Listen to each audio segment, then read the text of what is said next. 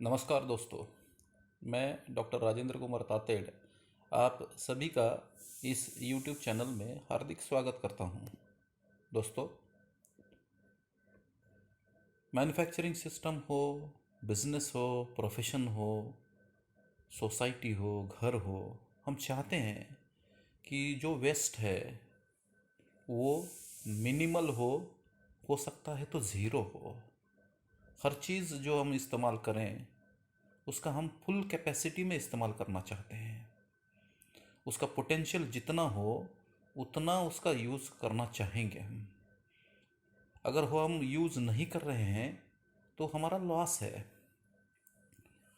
सो manufacturing system में जैसे हमने देखा कि लीन मैन्युफैक्चरिंग सिस्टम में 8 प्रकार के वेस्ट हैं। उसमें से एक वेस्ट जो है नॉन यूटिलाइज टैलेंट्स है। सो इसके क्या कॉजेस है, क्या इफ़ेक्ट्स है और क्या वे आउट है, ये आज के वीडियो में हम ब्रीफली देखेंगे दोस्तों। तो चलो शुरू करते हैं आज का वीडियो।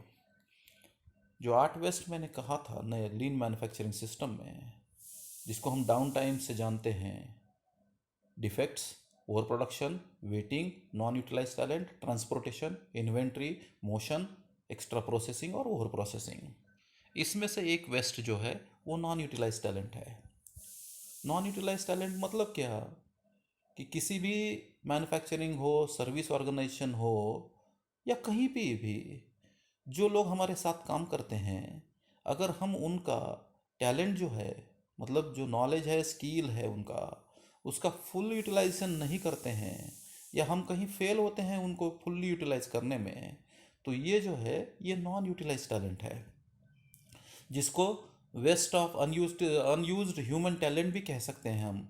उसकी इंजीन्यूटी जो है, उसका इनोवेटिवनेस जो है, उसका भी हम सही में इस्तेमाल कर नहीं रहे हैं। तो ये जो नॉन यूटिलाइज टैलेंट है, इससे हम कंपनी को बहुत लॉस हो सकता है। हमको ये नॉन यूटिलाइज टैलेंट पहचानने होंगे और फिर उनका सही इस्तेमाल करना होगा। मैन्युफैक्चरिंग ऑर्गेनाइजेशन में हो या कहीं सर्विस ऑर्गेनाइजेशन में हो, मैनेजमेंट की रिस्पॉन्सिबिलिटी जो होती है वो planning, organizing, controlling and innovating the production process होती है या सर्विसेज होती है। सो रोल का, एम्प्लॉय का रोल जो है वो इंस्ट्रक्शंस को फॉलो करना है, उसके अकॉर्डिंगली काम करना है। जब तक हम जो ऑपरेटर हो, जो लोग वहाँ पे काम कर रहे हैं, शॉप में हो, सर्विसेज में हो, उनका सही में हम उनका इस्तेमाल नहीं करेंगे, उनका प्रोसेसेस इम्प्रूवमेंट में अगर उनको हम इन्वॉल्व नहीं करेंगे, तो हो सकता है कि उनका टैलेंट जो है वो वेस्ट हो और हमारी प्रोसेस सही में इम्प्रूव ना हो, क्योंकि वही लोग हैं जो उस प्रोसेस पे काम कर रहे हैं, उनको उसमें से क्या प्रॉब्लम है और उसका क्या सॉल्यूशन हो सकता है ये उनको बहुत अच्छी तरह से मालूम है। सो इसलिए हमको सही में उनका इस्तेमाल करना होगा, उनके पोटेंशियल का, उनके नॉलेज का, स्किल का फुल इस्तेमाल करना होगा। क्या कॉजेस हो सकते हैं इसके? इन मैन्युफैक्चरिंग में एम्प्लॉयज़ नॉट ट्रेंड अप्रोप्रिएटली। जो एम्प्लॉय है उनको इफ़िकेटली प्रोसेस को कैसे यूज़ करना है, इक्विपमेंट को कैसे यूज़ करना है पता नहीं है। दे आर नॉट गिवन, उनको सही टूल नहीं दिए गए हैं जॉब करने के लिए, और उनको हम चैलेंज नहीं कर पाते हैं कि आप इस प्रोसेस को इम्प्रूव करो, कैसे कर सकते हैं, you can do that. So service में कैसे हो सकते हैं, सर्विस सेक्टर में कैसे हो सकते हैं?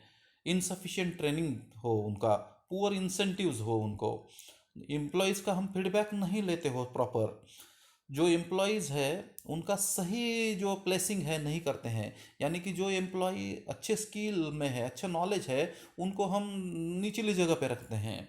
तो ये जो है कॉजेस है, इसकी वजह से नॉन यूटिलाइज टैलेंट हो सकता है।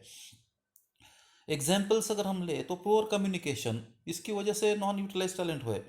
Failure to involve people in workplace design and development, हमने उनका इस्तेमाल नहीं किया है। लैक ऑफ इनअप्रोप्रिएट पॉलिसीज़ हमारी सही नहीं है। इनकम्प्लीट मेजर्स, जो भी मेजर लेने हैं हमको इम्प्रूव करने के लिए वो इनकम्प्लीट है। मैनेजमेंट जो है पुअर है। लैक ऑफ टीम ट्रेनिंग है। सो ये कुछ एग्जाम्पल्स है नॉन यूटिलाइज टैलेंट के। इसके इफ़ेक्ट क्या हो सकते हैं? इसके इफ़ेक्ट हैं कि हम जो मैन पावर हमारे पास है वो मैन पावर अंडर यूटिलाइज्ड है। इसकी वजह से हमारी प्रोडक्टिविटी कम हो सकती है, कॉस्ट बढ़ सकती है, प्रॉफिटेबिलिटी कम हो सकती है, लोगों में अनरेस्ट आ सकता है। इसकी वजह से बहुत सारे इश्यूज तैयार हो सकते हैं। इसके लिए हमको क्या करना होगा?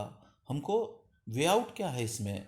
हमको हमारी जो मैन पावर है, जो काम कर रहे हैं हमारे साथ टीम जो है, इनमें से हर आदमी का सही असेसमेंट करना होगा, मैन पावर असेसमेंट करना होगा। उसके लिए कई टूल्स एंड टेक्निक्स है जिनको हम इस्तेमाल कर सकते हैं। जैसे कि रडार डायग्राम हो, जिसमें हम हर एम्प्लॉय के लिए क्या उसको जानना चाहिए, क्या वो जानता है, गैप कहाँ है, इसके हिसाब से हम उसको अप्रोप्रिएट ट्रेनिंग देके उसको देख सकते हैं कि उसका यूटिलाइजेशन कहाँ कर सकते हैं, किस तरह से कर सकते हैं। स्किल मैट्रिक्स का यूज़ कर सकते हैं और हम लोगों को आइडेंटिफाई कर सकते हैं कौन सा आदमी, उसका स्किल लेवल क्या है और फिर उसका इस्तेमाल कैसे कर सकते हैं। जैसे कि नॉर्मली लोग कहते हैं स्किल मैट्रिक्स में L1 L2 L3 L4। जैसे कि L1 वाला आदमी जो है वो जानता है कर नहीं सकता, L2 वाला आदमी जो है जानता है कर सकता है लेकिन किसी के सुपरविजन में, L3 जो आदमी होगा वो जानता है कर सकता है विदाउट सुपरविजन कॉन्फिडेंटली, और L4 वाला आदमी जो है जानता है कर भी सकता है और औरों को सिखा भी सकता है। अगर हम इन तरह से लोगों को स्किल मैट्रिक्स बना के आइडेंटिफाई कर सकें और फिर हम हर आदमी का सही इस्तेमाल कर सकते हैं, जो लोगों को सिखा भी सकता है, उसका अगर हम सही इस्तेमाल करें लोगों को सिखाने के लिए, तो हो सकता है कि बाकी के लोग ट्रेन हो जाए और हमारी सिस्टम जो है परफेक्शन की तरफ चलने लगे। सो हमको ढूंढने होंगे कि नॉन यूटिलाइज टैलेंट हमारे सिस्टम में कहाँ है, अनयूटिलाइज टैलेंट कहाँ है, कहाँ हमारा लोगों का नॉलेज और स्किल जो है वो वेस्ट जा रहा है। इनको आइडेंटिफाई करना होगा और उनको सही में चैनलाइज करना होगा ताकि हमारी प्रोडक्टिविटी बढ़े, कॉस्ट भी कम हो, प्रॉफिटेबिलिटी भी अच्छी हो और जो हम बना रहे हैं उसका ब्रांड नेम बेहतर हो। दोस्तों, आशा करता हूँ आपको ये नॉन यूटिलाइज टैलेंट जो वेस्ट है वो समझ में आया होगा। इसके ऊपर ज़रूर काम कीजिए, घर में हो, सोसाइटी में हो या बिजनेस में हो, प्रोफेशन में हो, सर्विस ऑर्गेनाइजेशन में हो, मैन्युफैक्चरिंग ऑर्गेनाइजेशन में हो, जहाँ कहीं भी हो, हम और ये जो नॉन यूटिलाइज टैलेंट है इसको ढूंढें, इसको देखें और फिर जो उसका सही में स्किल है, नॉलेज है, पोटेंशियल है, इसको सही में इस्तेमाल करें तो हमारी प्रोडक्टिविटी बढ़ सकती है, कॉस्ट कम हो सकती है। आप सभी का बहुत बहुत धन्यवाद। अगर आपको ये वीडियो पसंद आता है तो दोस्तों ज़रूर इसको लाइक कीजिए, अपने दोस्तों के साथ शेयर कीजिए और मेरे यूट्यूब चैनल को ज़रूर सब्सक्राइब कीजिए। आपका बहुत बहुत धन्यवाद। Thank you very much.